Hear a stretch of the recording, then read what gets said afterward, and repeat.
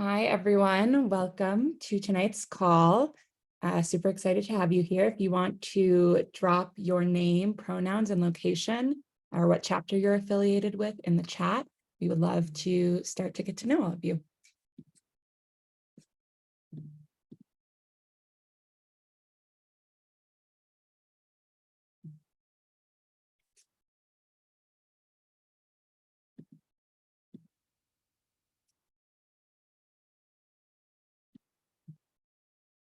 Oh, I'm hearing that the chat is disabled. I was wondering why I was not hearing from anyone. Let me look into that, but regardless, we'll get started in a few minutes.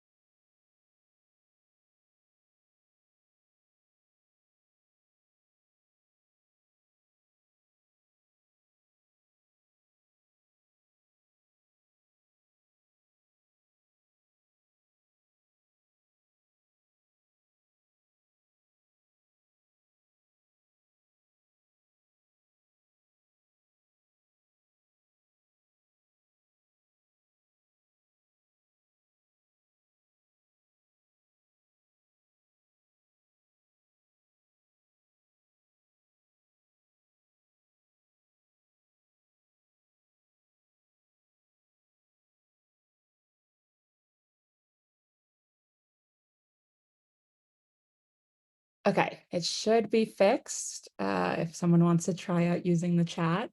And again, putting your name, pronouns, and location, or chapter that you're joining us from.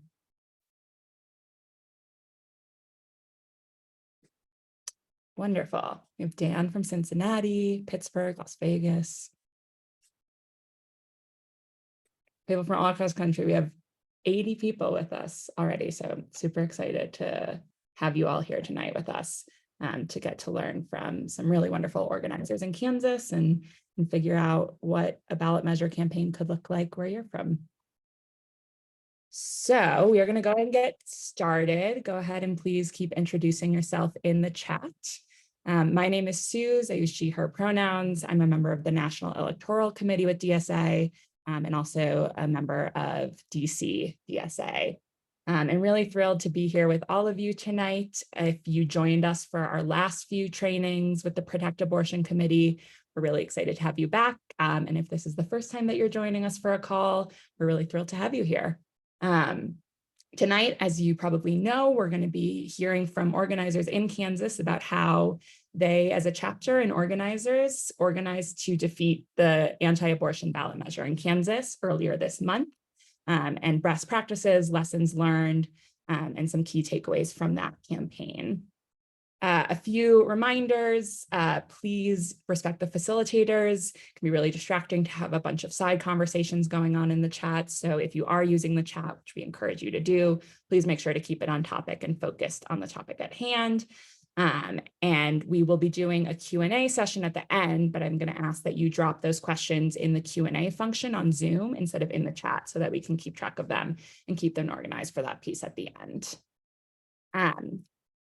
We'll go over some goals for this call, a really quick ballot measure intro, and then the most important part of the call, the part that I'm looking forward to, is the campaign debrief. So how we won and some best practices and lessons learned. And then lastly, like I said, we'll finish up with a brief Q&A, as well as a quick overview on how you can get involved, whether that's with your chapter directly or with chapters across the country that are going to be engaging in this type of work in the months ahead. So we want to start by just getting a sense of who's here tonight beyond what you've already shared in the chat. So I'm going to launch a poll to hear from you whether you're a DSA member involved with the chapter, DSA member not involved with the chapter, or whether you're not a member of DSA yet and you're here tonight because you're thinking about maybe joining us. You should see a poll. Awesome. So far, about 75% of you are a member of DSA involved with the chapter. 14% also a member of DSA and not involved with the chapter, and 15% not a member of DSA yet. So we are super thrilled to have all of you here, and especially for all of you who are not a member of DSA yet. We hope that this provides you an opportunity to understand what DSA chapters across the country are doing as a part of this fight. And we invite you to join us, and we'll share links at the end for how you can join as a member. But really thrilled to have everyone here. I'm going to go ahead and end this poll, show the results. And then we also want to get a sense of kind of why you're here. And it might be that you are actively engaged in a ballot measure campaign of your own. It might be that there is a ballot measure campaign on the horizon where you are, or that you think it might be a possibility in the future. Or it might be that you're just curious and you want to hear from some really wonderful organizers about how they pulled off this really incredible win. So I'm going to launch the second poll. And working on a ballot measure campaign can mean anything you want it to mean. So excited to hear your response. Looks like it's a pretty even split, about a third of folks currently working on a ballot measure campaign, the others considering working on one, and about 41% of the call just here to learn. And again, super thrilled to have you all, and we hope that this gives you some ideas, whether you are actively working on a campaign, and if you're not, we'll give you some opportunities to get plugged into this work moving forward. And so with that, just want to do a quick overview of who we are and why we're on this call tonight. If you joined our last few calls, this is familiar to you, but never hurts to repeat. So DSA is, as you know, a national political organization that's run democratically by members, trying to build a mass movement and transfer power from the ruling elite to the working class. And we know that abortion and bodily autonomy is a huge part of that movement in terms of protecting people's bodily autonomy and also building power by bringing people into this fight. And we know that this is a fight for both tomorrow and far beyond. And so we're protecting abortion access right now while also waging a long-term fight against the undemocratic rule of the Supreme Court. And ballot measures are a huge part of that fight for both tomorrow and the next 10 years to get people involved in this fight, and to meaningfully protect real access right now for people in the states where their rights are at risk. And so why this training? We know that since the fall of Roe v. Wade, abortion is in the hands of the states. And while, like I said, there's a fight to be had for the next few decades at the national level, we also have to organize locally to protect access in our own communities. We also know that the decisive defeat of Kansas's Value Them Both ballot measure proves that abortion is a winning issue. And so we're really excited to hear from Kansas organizers about how they made sure that it was a winning issue, and learn from them to strengthen future campaigns. And lastly, you're not alone. We know that one of the huge values of being a member of DSA is being able to learn and work with your comrades from both your chapter and across the country. And so we really want to use this as a moment to bring people together to work together and learn from each other. For ballot measures specifically, we know that ballot measures is one of the biggest and most relevant battlegrounds for abortion access in the country right now. So in 2022, there'll be at least 5 ballot measures addressing abortion, including Kansas, which is the most on record for a single year. And we also know that we think DSA's expertise and strategy make chapters really well suited to jump into these fights, which is something that I think will come across really clearly when hearing from the organizers in Kansas today, that this didn't come out of nowhere. They used the skills and the lessons and the power that they had built from previous campaigns and previous work as their DSA chapter to make this fight so successful. And to the point of not being in this alone, we've already worked to stand up an abortion ballot measure network to connect organizers from different chapters working on ballot measures.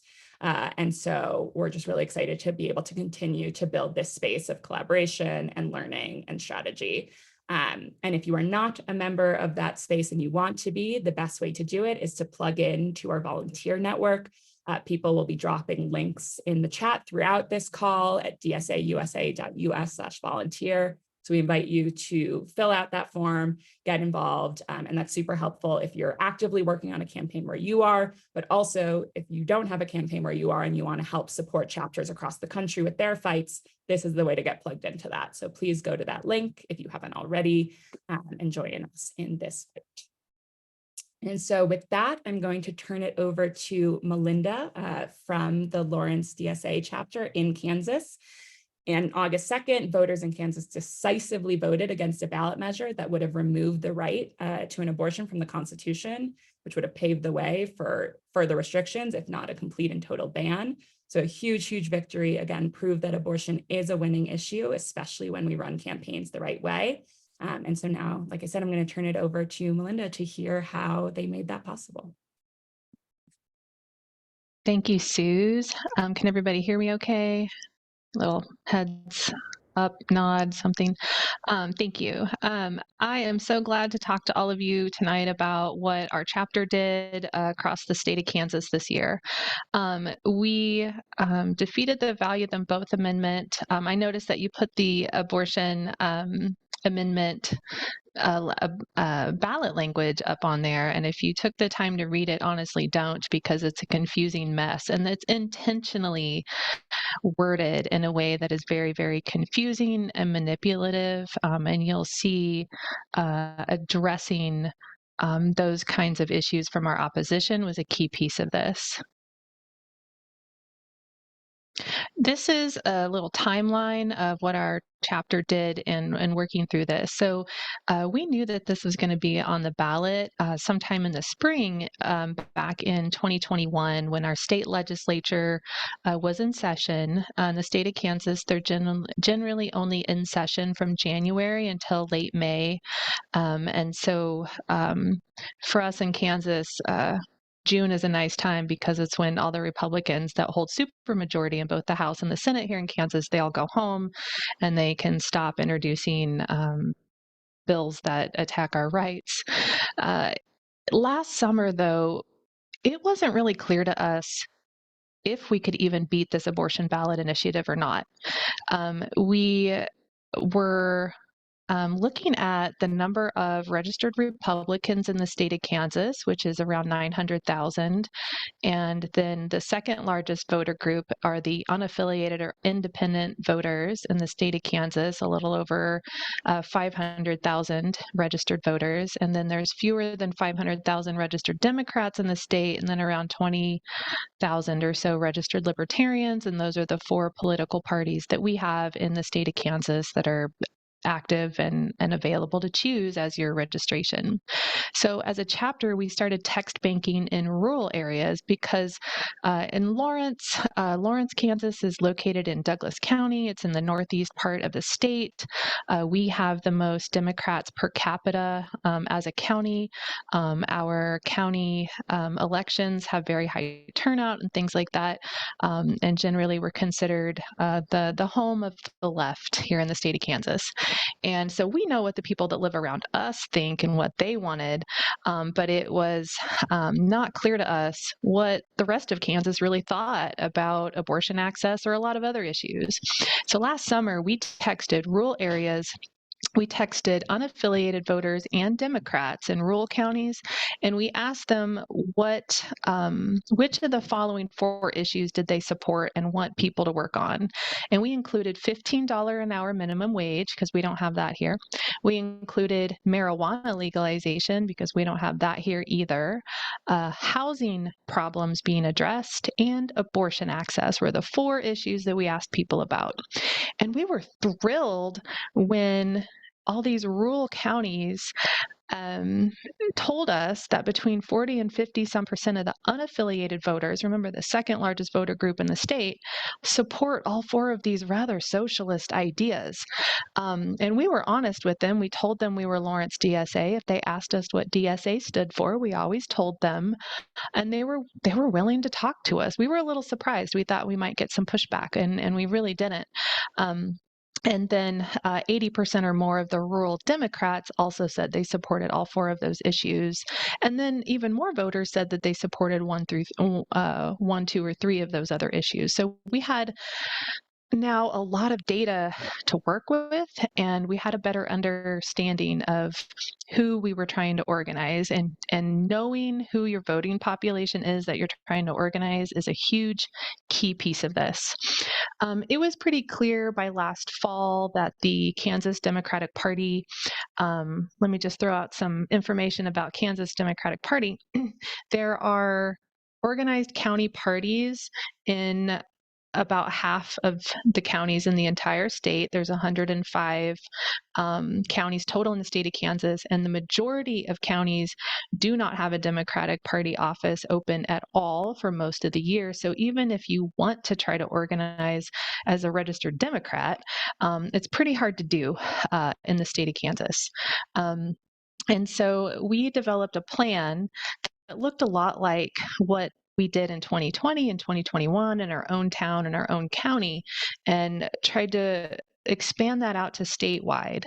And one of the key pieces of that actually was reorienting Kansans to the Democratic Party so that people had at least some kind of centralized location in about half the counties to try to get a yard sign up to volunteer, and just even remember that there are Democrats in the state of Kansas. In January, we started meeting more often with Democratic chairs at the caucus and the county level, and they very much have welcomed all of our activity. We did a lot of events and rallies and voter registration. We did a lot of voter contact. I'll show you all that information. And we got out the vote. We won. I'll show her a little bit about the results at the end. I do want to point out, though, that we have to do this again. We stopped this abortion initiative for changing our state constitution. However, there are other ballot initiatives in November on our November 8th ballot here in Kansas that has the potential to allow them to still introduce either further restrictions on abortion or even some type of ban.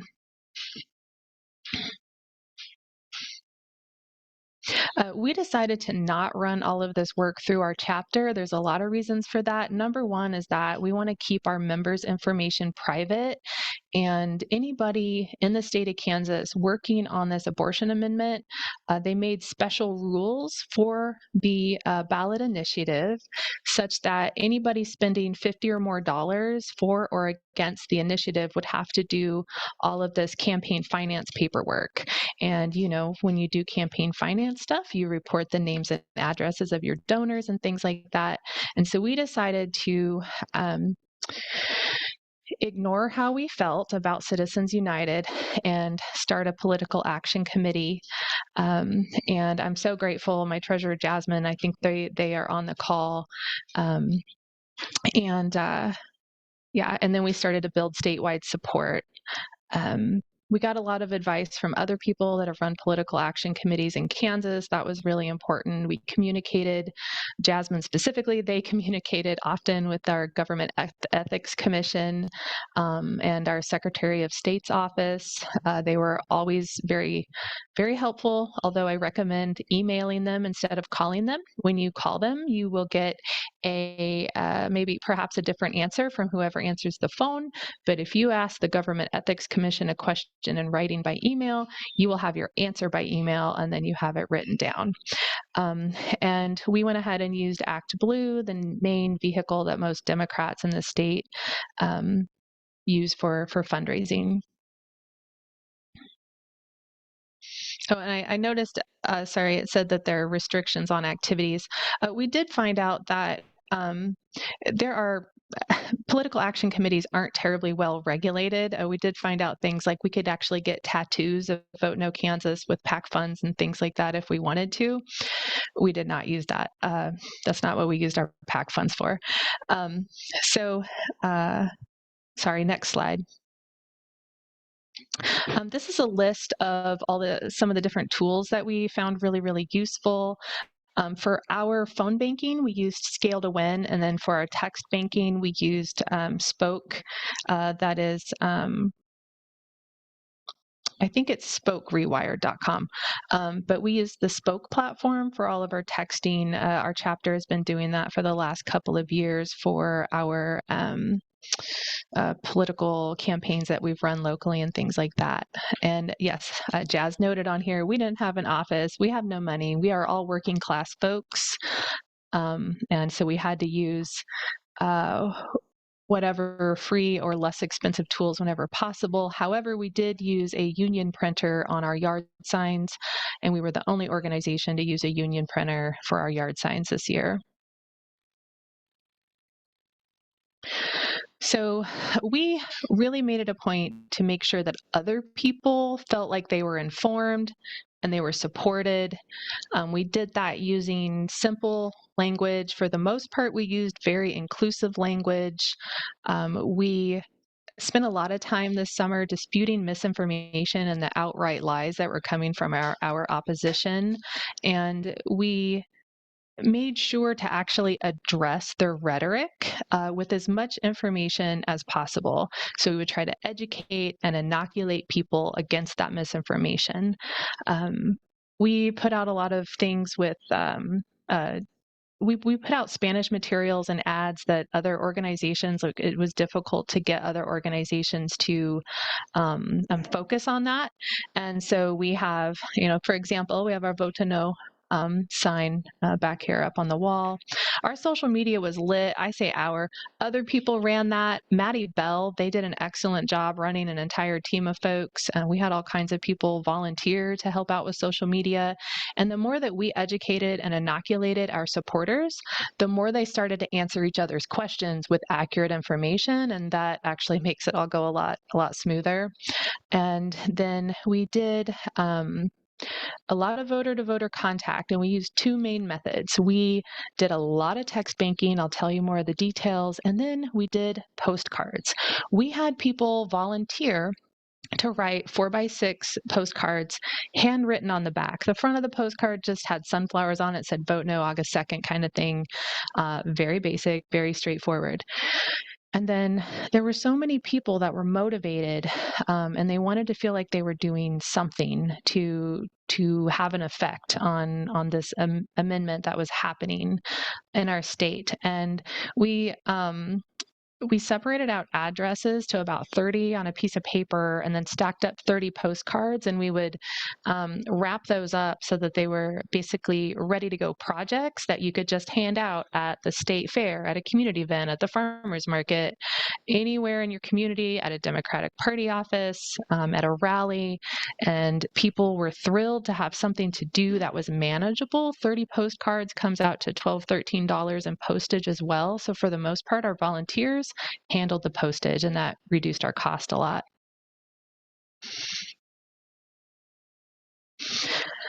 I really believe that all politics is local. We did work with the county Democratic parties as much as possible. We encouraged them to open an office in June or July instead of in September when they often do. We worked with different student organizations, other grassroots and community organizers. Locally here in Lawrence, we have the ICC, the Indigenous and Indian Community Center. We also have a Lawrence chapter of MMIW, Missing and Murdered Indigenous Women, and they had their own podcasts and events that we were able to support.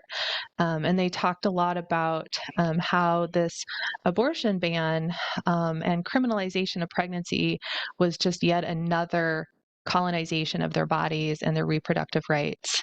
And then had a good time too supporting the Kansas Birth Justice Society.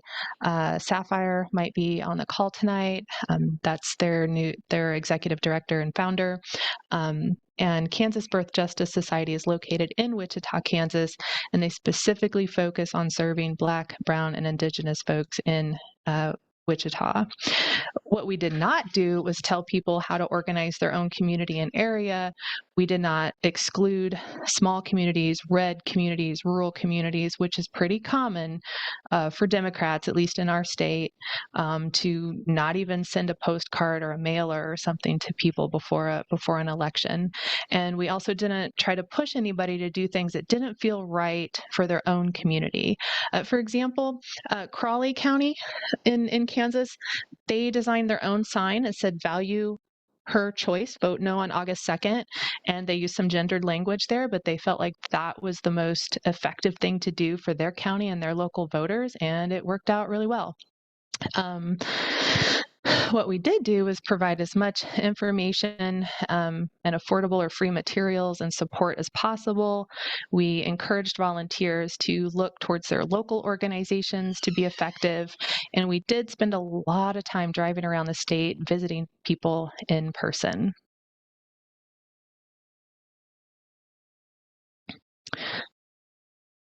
My friend Giovanna Rodriguez agreed to be our translator for our materials.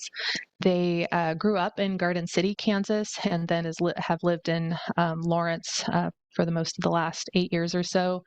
She was my neighbor for several years, and having somebody that is from the Garden City, Kansas area be the person to do our translation was really important.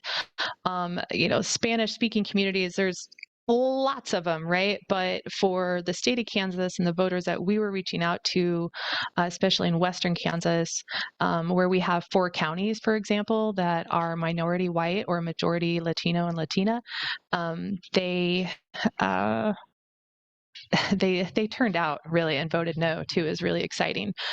But a lot of them are from Mexico as opposed to some other Spanish speaking areas in the world. And so using the translations that work best for those Spanish speakers was really, really important to us. For the most part, we avoided using women. Sometimes people try to say people with uteruses, very awkward wording, anyways. Women, girls, citizens, we avoided using that word. We said Kansans, we said people, pregnant people, people who can become pregnant, Kansas residents. The one caveat to that was when we reached out to Republicans, we did sometimes use some hard framing language with "Don't you want to protect the women in your community? Well, we think you should vote no to do that." And again, that's because we weren't expressing ourselves. We are just trying to speak other people's languages. Sorry, yeah. just talking about texting the Republicans there.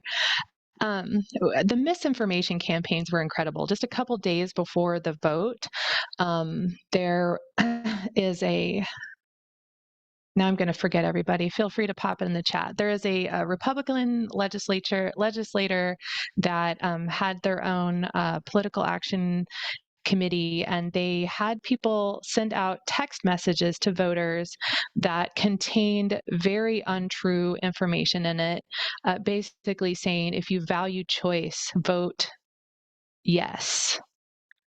That is not right. That is not correct. And people are really upset about it. It's not clear still if the Government Ethics Commission is looking into that one or not. That mass text that's sent out, they did not identify themselves when asked. You are required to do that, and some other problems with it. And we did not do those things in our text banking.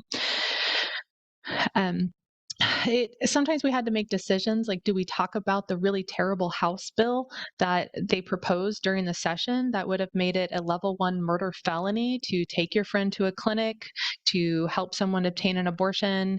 It would be a level 1 felony if you committed an abortion on your own body.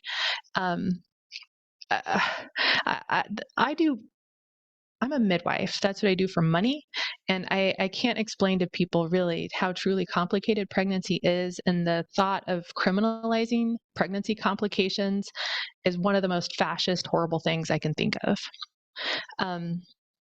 So we did not usually talk about the amendment as a ban because technically it was not a ban. It just would have changed the state constitution to say, hey, whatever the legislature wants to do, it's totally constitutional no matter what.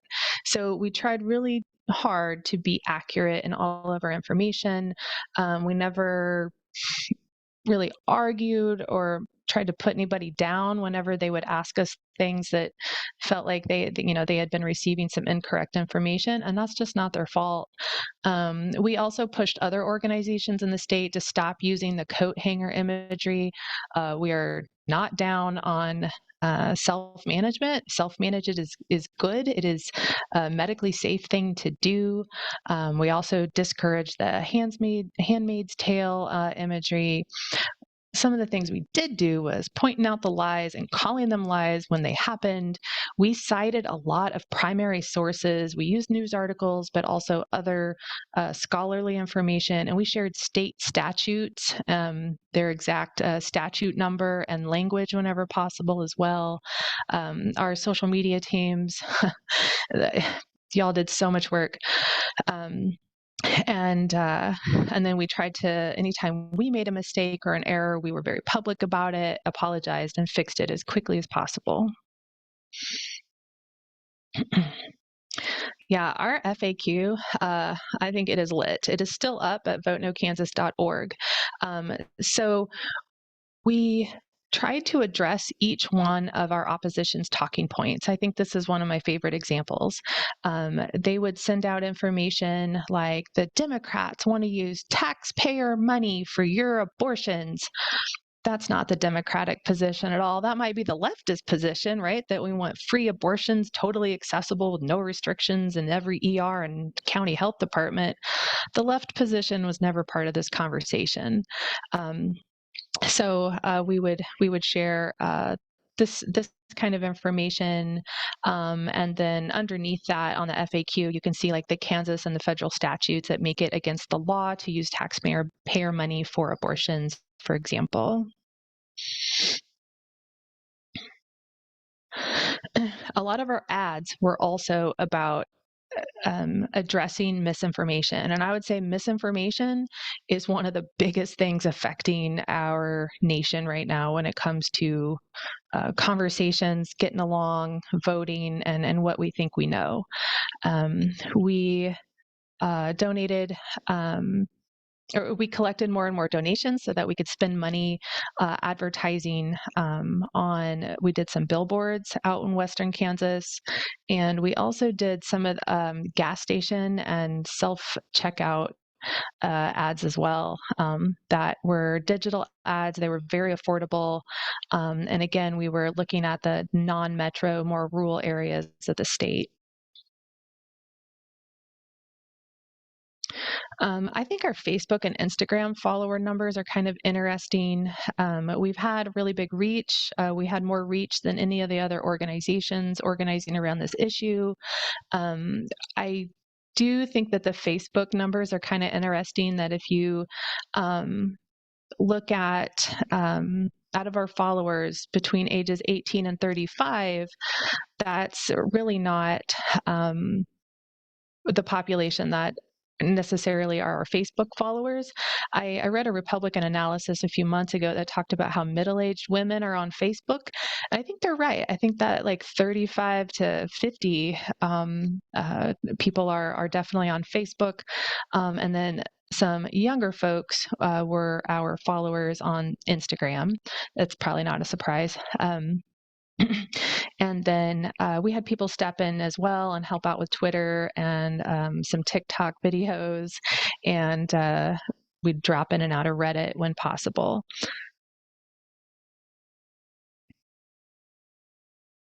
This presentation is being recorded, and our NEC folks will let us know how to access it. And then we also said that they can share these slides with people as well, so don't take notes. Let's see, our social media stuff, we tried really hard to be action oriented. What do we want people to do? We want people to vote no. That was our social media tag, Vote No Kansas. That's Vote No is centered on all of our postcards and our yard signs and things like that. We found that posting or scheduling posts is really helpful, not only for your social media team, but also just the way the algorithms work, and the normal times that people generally hop on and off social media during the day. These times worked really well for us. If anybody's familiar with Jane McIlvaney and some of those labor organizing style of conversations, we do try to follow that type of canvassing and conversing with people. When we are educating people, we make asks of them and get commitments that they are going to vote no, that they're with us on this. And then we had to continue to inoculate people against all that misinformation. Go ahead, next slide. This is an example of all the beautiful things that folks designed for us. And I do want to point out that we were able to pay stipends after the election because of our fundraising and the donations we received, because we don't believe in uncompensated labor. But people were willing to jump into these things, and then by the time the election was over, people had given us enough money, we could turn around and compensate. And that's really important. We also paid Giovanna to do the translation work. That's significant to do.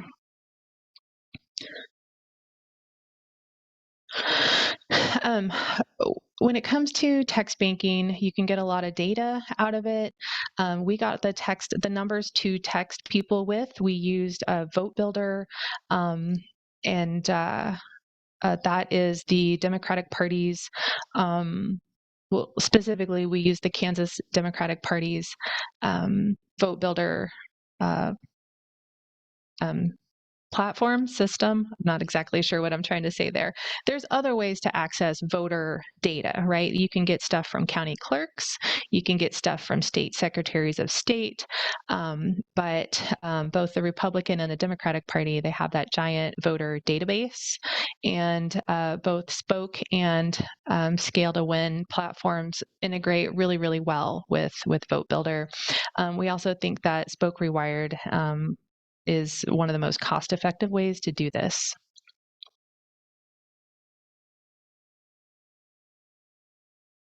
Um, we had so many people sign up to text bank with us. It was a little overwhelming. I've never had a Zoom fill up with 100 people at the time that we turn it on before. I've never had that happen until it happened during one of these text banks, and we got a little overwhelmed there.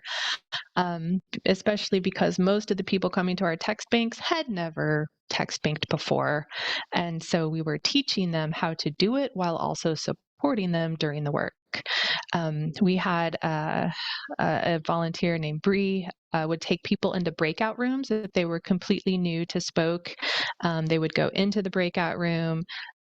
Bree would help them figure out how to get an account and where to click and how to get going.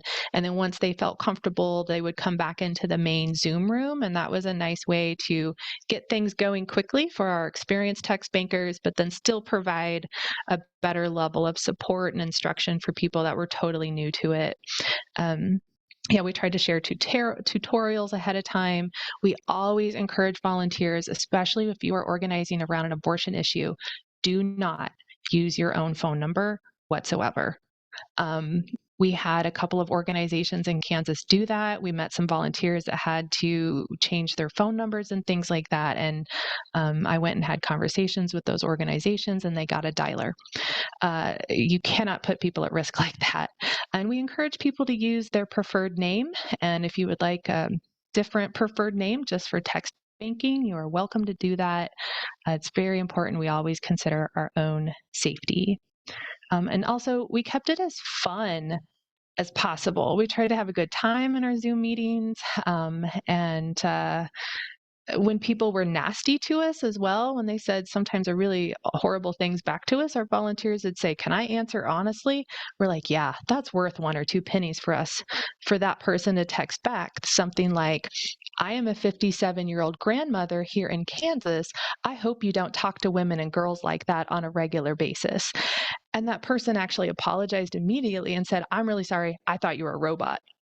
And she texted him again, "No, I'm really somebody's grandma here in the state, and I need you to vote no." And I love how she turned it back around to the message. But we tried very much to be ourselves and be real people while we were doing this work. So sometimes a conventional political wisdom is to use polarizing language and motivating language.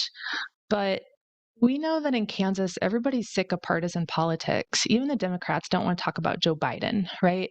So, using polarizing language around abortion really isn't necessary. And I think that since the 2016 election, the insurrection, COVID, people are tired of polarizing language. And so we tried to be just as direct and clear as possible. We also love text banking for rural areas. There's a lot of rural areas. There's properties that you are not going to go up the driveways. A lot of things are gated. Residences can be very, very far apart in some parts of the state. I mean, like a 15 some minute drive to the next house kind of thing. And the cell phone coverage in some of these areas isn't great.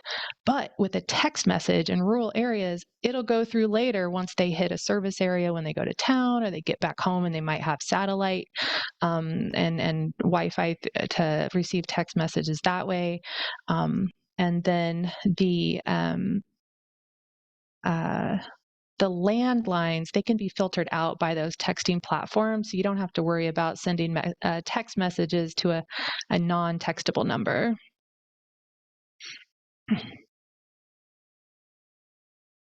This is just some numbers about how cheap or inexpensive text banking is. The We're still getting the bills, so we're still not exactly sure exactly how many text messages we ended up sending out, but it's definitely over 2 million text message segments for sure were sent out. It was so many texts. Here's a couple of examples for language. For the unaffiliateds, we just said, hey, party politics don't belong in our Constitution. Are you going to vote yes or no? We weren't telling them that they should vote yes or no. We are just asking because we're just trying to identify who our supporters are so we can go back and remind them to vote later, right? For Democrats, we kind of made a bigger jump, assuming that they were with us on it by saying, hey, I'm Melinda. I'm a Kansas voter too. I'm voting no on August 2nd. Are you going to vote yes or no? Again, we're just trying to identify our supporters. And then some of our Republican texts, we did use different language that was more motivating to them. And we actually got the most pushback over maternal deaths. I also serve on the Kansas Maternal Mortality Review Committee. Our maternal deaths are terrible here in Kansas, just like they are all over the nation. For anybody to give birth in the United States, it's 14 times more fatal than any abortion. I'll say it twice. Giving birth in America is 14 times more fatal for everybody overall than any abortion. And a lot of people just don't understand that.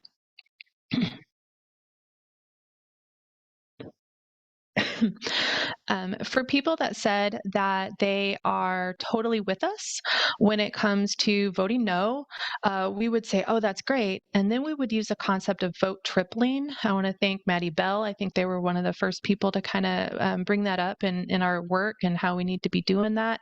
It's pretty effective to just ask people to text 3 people right now about their voter registration. And then after the registration deadline in the state of Kansas, voter registration is cut off about 20 days before an election. So after the deadline, when people could no longer register their friends to vote, the most important thing people could do was to start asking people to vote early and vote no and remind each other to vote. That is person-to-person direct organizing. Our text banking volunteers had a great time. They said it felt really amazing and good to be doing something. Some people said, this is my first text bank, and we did have technical issues. I'll mention that here in a minute. But they said they had a really good time, and people felt less alone and more hopeful, and they felt really good about having something they could work on. Oh, sorry, go ahead. For November, we can do this. We have to do this again here in Kansas, and I know several of you are facing your own amendments. You can get people to vote these down. For us, we also need to retain the judges that identified our right to abortion a couple of years ago in our Constitution. We want to keep them. The Republicans want them voted out. And we want to try to elect pro-choice candidates.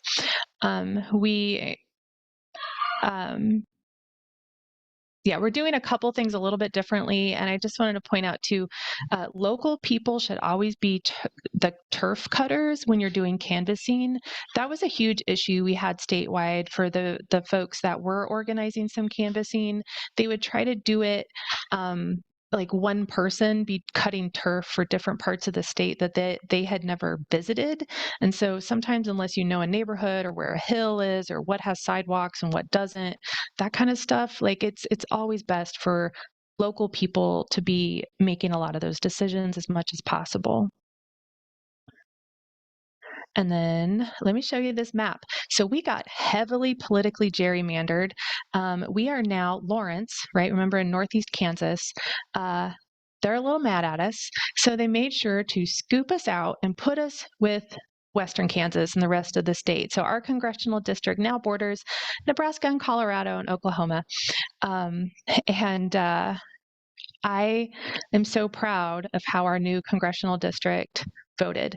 Our Kansas CD1 is often called the Big Red One. And we won. We won 52%. What that means is we have the potential to elect pro-choice candidates to Congress. Wouldn't that be amazing if Kansas sent people to DC that were pro-choice candidates to fight for everybody on the national level? That's what we want to do. And then if you'll show that last slide, and then I'll stop talking and I want to hear what questions everybody has and what we can do together. So this is showing you the strong no is in pink, and strong yes is more in blue. If you have color vision issues, I apologize.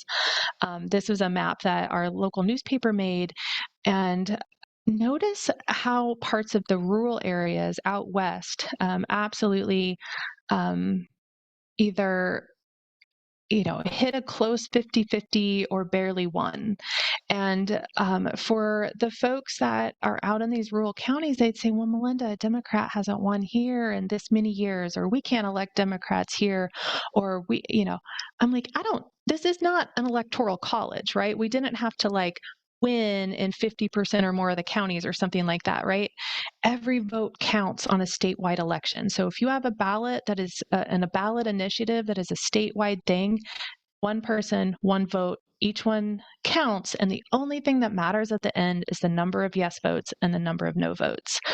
For folks in some of these more rural areas, I don't need them to win their county. I need them to get close. What I need people to do is just try to mitigate the damage from the opposition in their local area.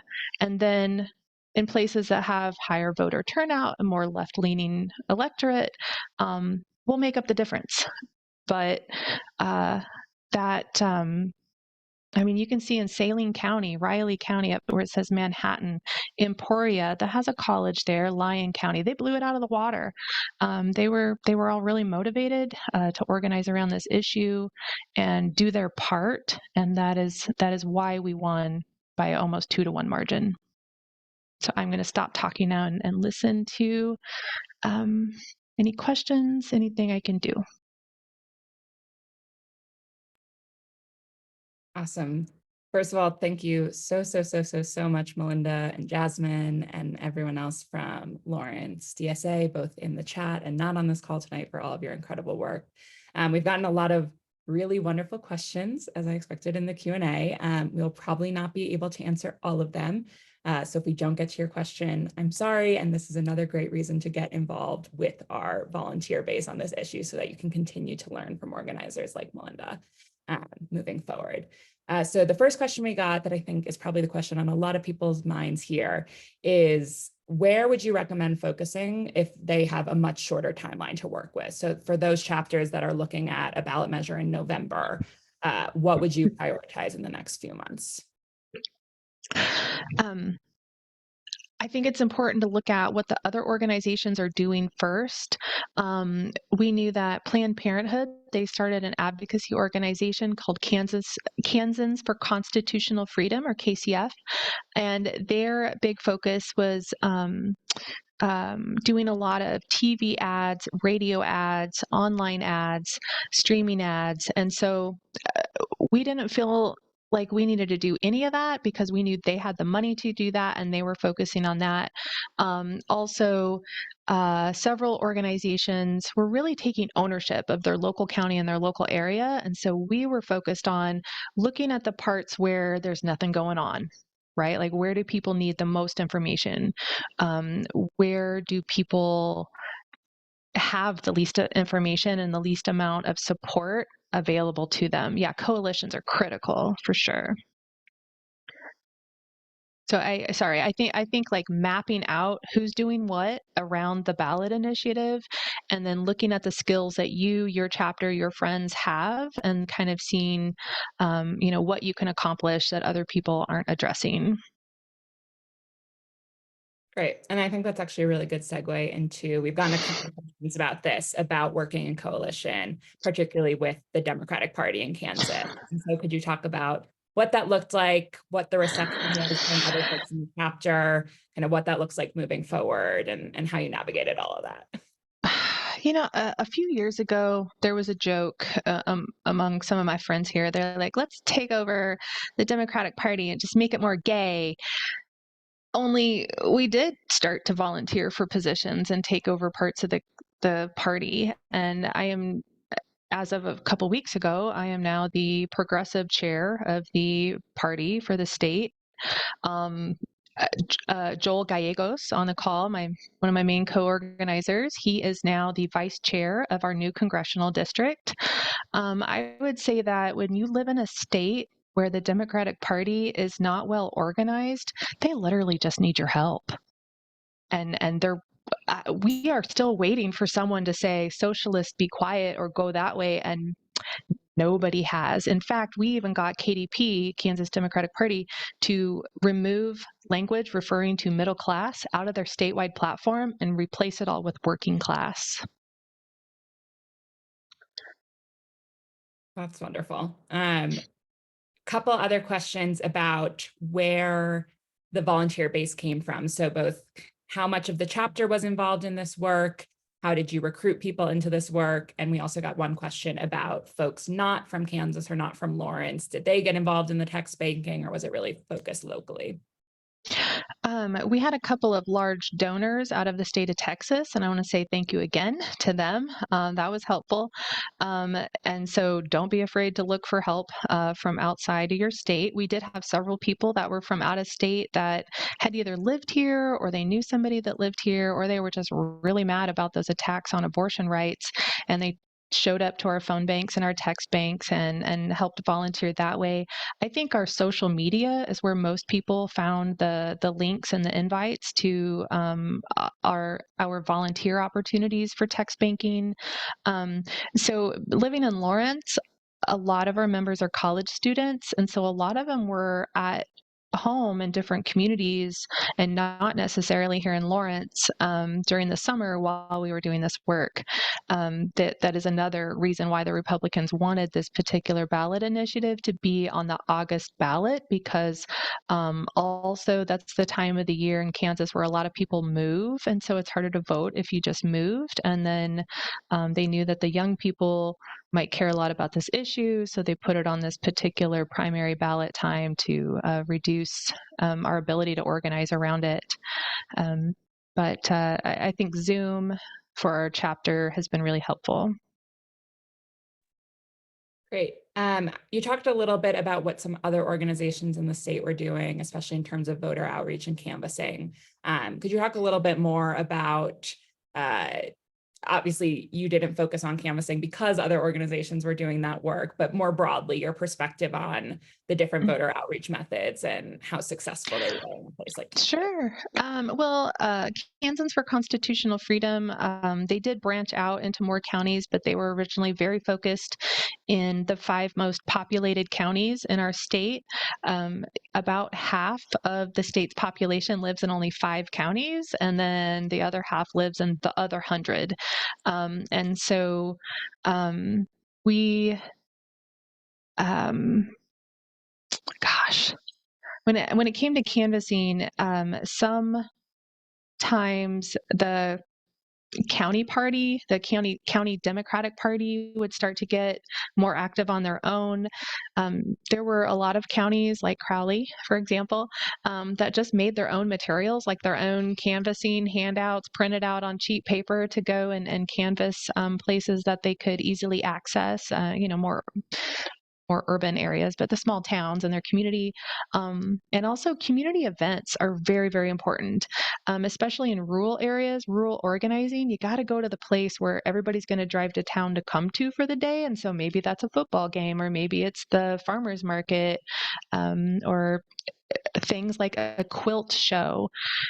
You would be surprised where some little old ladies will organize with you at, if that makes sense. So we had a lot of nuns, for example, write a lot of vote no postcards, much to the frustration of the much more patriarchal part of the Catholic Church here in Kansas. Wonderful. So we have, again, more questions than we have the time to answer. So just want to put another plug for folks to get involved in the volunteer network around this work moving forward, and to be able to, again, continue to have these spaces to talk through some of these really incredibly important questions. Hey, I do wanna, Suze. go ahead. Oh, sorry. I just wanted to say that most of these skills I got from DSA, not from anywhere else. I've messed around a little bit in politics, but coming to the NEC calls and working with my fellow DSA members is where we all got the skills to do this from. So if you're not a DSA member and you enjoy these kind of national trainings, they're usually way more fun than just one person talking the whole time from Kansas. Okay, so so we got these skills from DSA, and if you're not a member yet, please consider joining. And then if you are concerned about paying dues, there is a dues waiver option. We totally get it. Again, all of us on this group are working class folks. So Awesome. And I think that's actually a great segue into the last question I want to put to you about kind of how this work builds socialism and builds power long term. And so there's obviously, like we said, there's the immediate goal of making sure that people get to keep their rights and get access to the healthcare that they need. And would love to hear your thoughts on kind of what did this mean for your chapter and building that power long term for this issue and beyond. yeah, I think that we've shown that Kansas is actually a lot more progressive, or at least not as deep red conservative as people think. It's just most people don't vote. And so getting people to the polls and making people feel like their vote is worthwhile is really important. We also know from all of our texting on different issues that marijuana legalization is the number one issue that all registered voters, including Republicans, are most interested in. And so I think that organizing around decriminalization and so many other things that we need to keep talking about, like daycare in our state, things like that. We also have been very active in organizing different groups of workers, including a group of paid canvassers here in the state, also did a union vote. That um, that actually, there's one more thing too. I Because this vote, the no vote, was really like the conservative moderate thing to do, like to keep these 19 laws and these heavy restrictions and heavy regulations, waiting periods, sonograms, high expenses, long distances. We used to have 26 abortion clinics. We are down to 2 towns really that have a couple clinics in it in the whole state, and it didn't used to be like this. We're a long way from working our way back to where we were in the 90s. I want another clinic here in my county, or another one out west. I also think that we need to do a huge nationwide public service announcement / education to teach people that abortion is healthcare. It is just part of healthcare, and that everybody deserves healthcare. Also, we should not be having to pay this much for things like 40 cents worth of pills. Absolutely. Well, again, thank you so much. I echo the people in the chat saying that it was very fun to listen to one organizer from Kansas on this call. So we are so grateful for you sharing everything that you learned, and again, for all the work that Lawrence did to win this fight. I'm going to share my screen one last time. So again, we are hoping that you will join us in this fight, whether that be with your chapter or with DSA as a whole. If you haven't seen the link enough times to keep it in your head, it's dsausa.us/volunteer if you want to get involved in this work moving forward, especially if you don't have a local campaign with your chapter right now, but you want to plug into this work. This is a great way to do it. You can also go to dsausa.org/chapters to learn what's going on where you are and to get plugged into this work at a local level. And lastly, again, for everyone who's here who is not yet a member of DSA, we really do invite you to join us. I know that this has been such a motivating and grounding and inspiring place for me to be in the post-Dobbs world, and seeing all the work that chapters like Lawrence, like Atlanta, like chapters in Vermont that are doing all across the country to protect abortion and build power on so many different fronts. It really is a wonderful place to be involved and to continue to dig in and fight for this work moving forward. So thank you for joining us tonight. We are really thrilled to be in this fight with you. Thank you again to Melinda and everyone else who helped make this call possible. And we look forward to continuing this fight with you all. So thanks so much. Have a good night.